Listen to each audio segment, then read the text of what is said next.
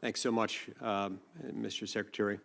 Okay, we're now going to turn to alternating 5-minute rounds. I'll ask the first series, then go to Senator Heinrich, and then we'll alternate back and forth in order of seniority, subject to the early bird rule on the committee, between Democratic and Republican senators, and we'll proceed that way.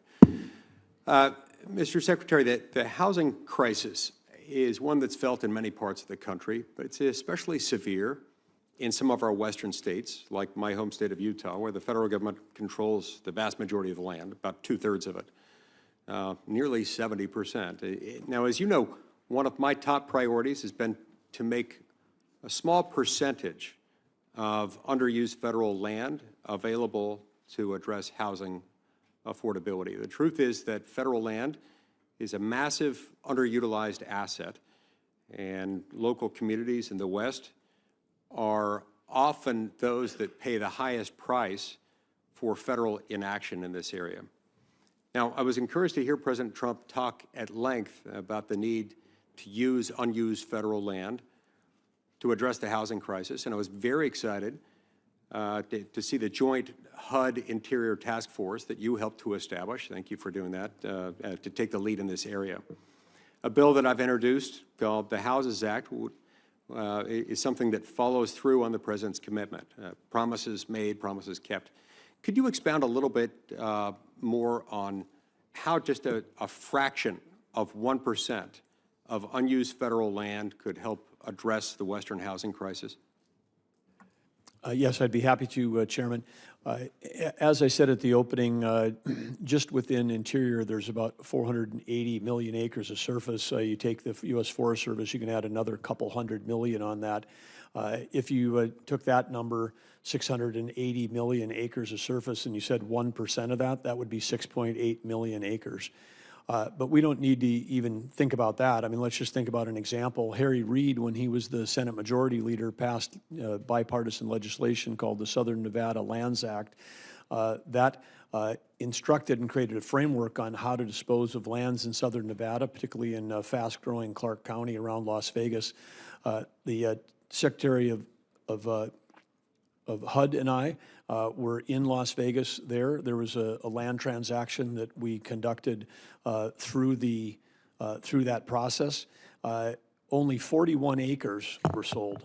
41 acres. We're not talking hundreds of thousands or millions. 41 acres produced $16.75 million back to the federal government from that small land sale. Another parcel that we were on was being sold through that for to build affordable housing. It was about an 80-acre parcel. This wasn't recreation land. This isn't national park land. This isn't resource land. This is right next to a 4-lane,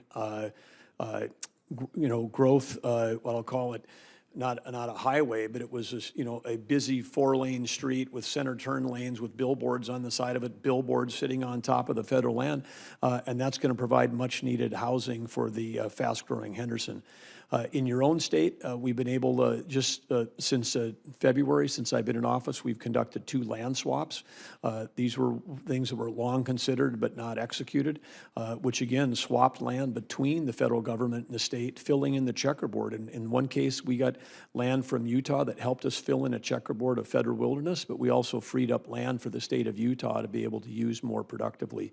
So as you stated so articulately, we've got a lot of value trapped in land, particularly bordering our fast-growing metro areas.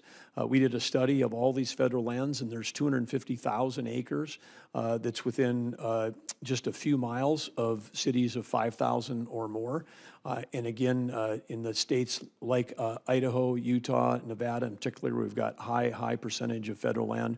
A great opportunity to help lower the cost of housing by being smart on a case-by-case basis and moving forward with projects that help communities and help our states. Thank you. It's no secret that the Department of the Interior has a maintenance backlog. It's a significant one, backlog that some have estimated at more than $33 billion. Yet past administrations have prioritized land acquisition over responsible stewardship of the land that the federal government already owns. Would you agree that before we acquire more land, the department should first do everything it can to, take care of the land that it already owns? Yeah, absolutely, sir. And we have a massive deferred maintenance backlog, not just in our national parks. Of course, we have it there, but across BLM, U.S. Fish and Wildlife, every place I've been, I've seen deferred maintenance, and whether that's building, roads, access.